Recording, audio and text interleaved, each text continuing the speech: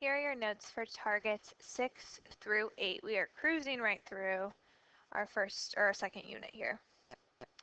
Okay, so it is important that you remember this equation for an absolute value function because it's going to be really helpful when it comes to target 6 through 8. So this is a good thing to put on your reference sheet.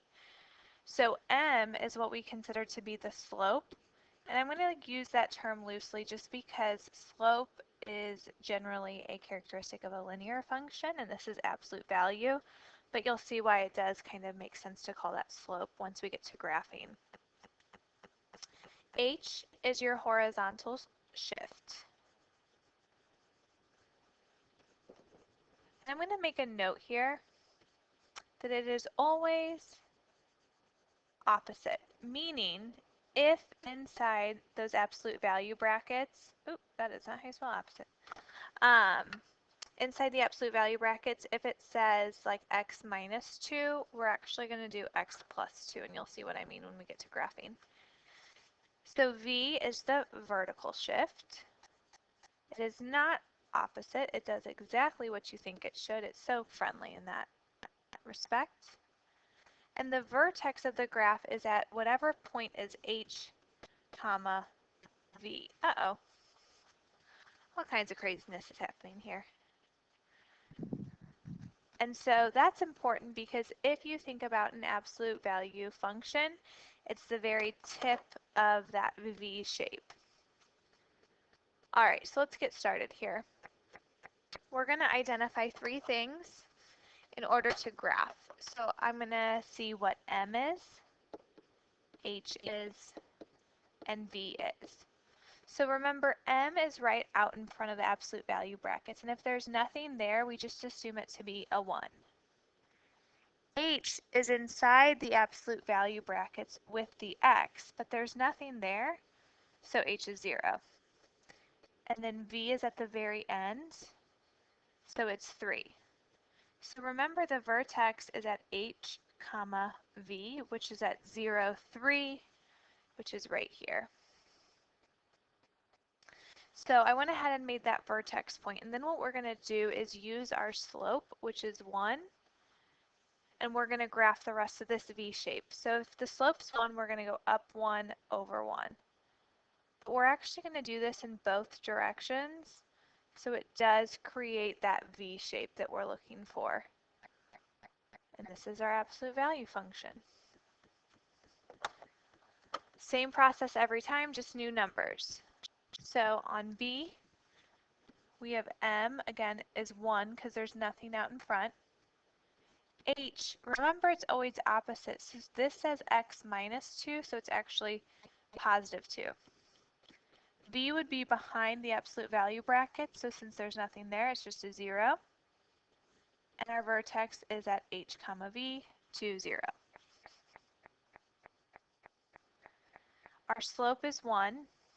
So just like we did on the first one, we're going to go up 1 over 1 in both directions to create that V shape.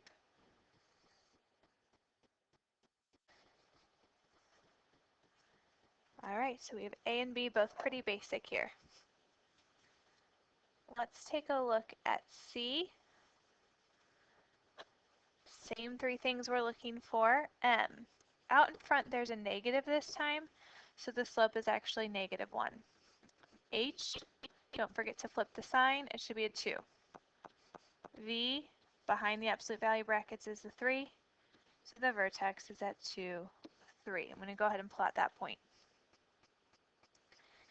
Now the slope is a negative 1, so instead of going down 1, or sorry, up 1 over 1, I'm going to go down 1 over 1.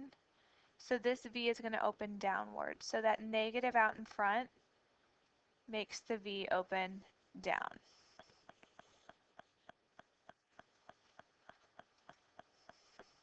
And then for our last example on the front of your notes, same 3 things. The slope out in front, this time is a 2. H is always opposite, so it says x plus 3, which means we're doing negative 3. And V is behind absolute value brackets, so the vertex is at negative 3, negative 2. Okay, slope is 2, which means we go up 2 over 1. So it's going to open upwards since it's a positive slope. Don't forget to go in both directions so it does create that V shape. So it's just a little bit steeper than the ones we had previously seen.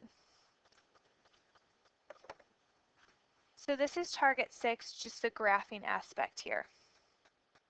Once we get to target 7, notice we're still graphing, but it's actually asking for the domain, range, x-intercepts, and y-intercept. So we are graphing with a purpose in order to get to all of that information. So let's go ahead and continue practicing what we knew about graphing. So this time the slope is negative 2/3.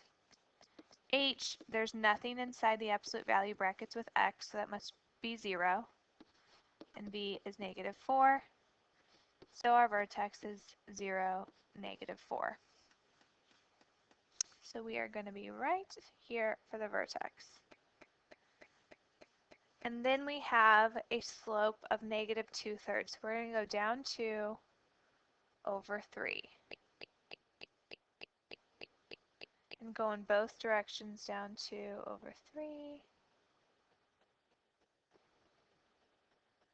All right. Now we're going to talk about the information it's asking for here. So domain.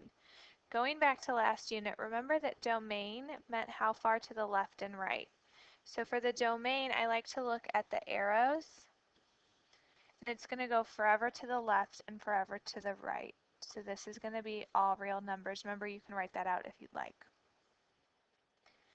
The range on this one, so how far down to how far up, if you look, both of those arrows are pointing downwards, and the very highest that this graph ever goes is the y value of negative 4. It's actually everything less than or equal to negative 4. So we're going to say y is less than or equal to negative 4. The x-intercepts, if you look at the x-axis, there's no points there, and there will never be any points there because it's going downwards, so we're going to write none. And then the y-intercept is actually the vertex at 0, negative 4. So we were able to find all that information from the graph. So let's restart again on B, starting with our graph.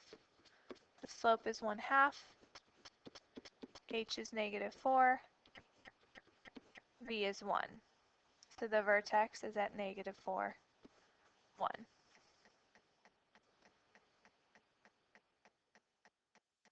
Let's real quick make this slope negative. Let's pretend it's negative. I know it doesn't say negative, but let's make it negative. Because what I wanted to do is I wanted it to cross the x-axis. So let's go down 1 over 2. And again, I just added that negative in here.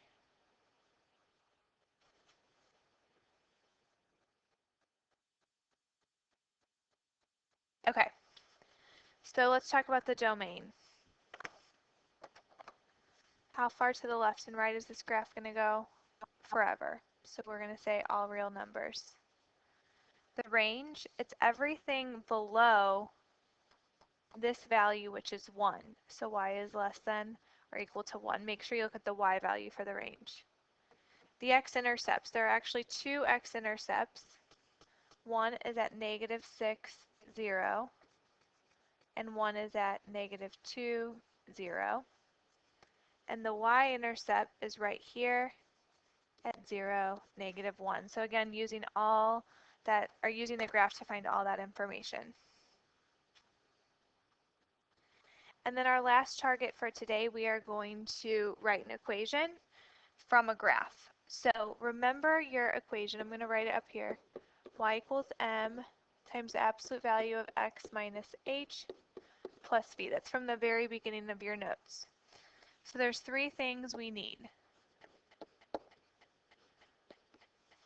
We need to know what the slope is, and we need to know what h and v is. So I like to start with the vertex. So the vertex here is at negative 3, negative 7, which means h is negative 3, v is negative 7. Then from there, I like to calculate the slope by thinking about rise over run. So I know slope is positive because it's opening up, and it looks like it's a slope of 1. So our equation would be y equals, and you could put a 1 there, or you can just start with the absolute value brackets, because remember, if there's nothing there, we assume it to be a 1. Remember, h has to be opposite, so I'm going to make it a positive 3, and then minus 7. Different numbers over here on b. Just by looking at it, I know that the slope is negative, because it's opening downhill. Again, I'm going to start with the vertex, and the vertex in this case is at negative 3, 3. So h is negative 3, v is positive 3, and then we've got to calculate slope. So it's negative, and it looks like it's a negative 2 over 1. So our equation would be negative 2 times the absolute value of, I'm flipping the sign of h, and then we have v. And those are your notes over 6 through 8.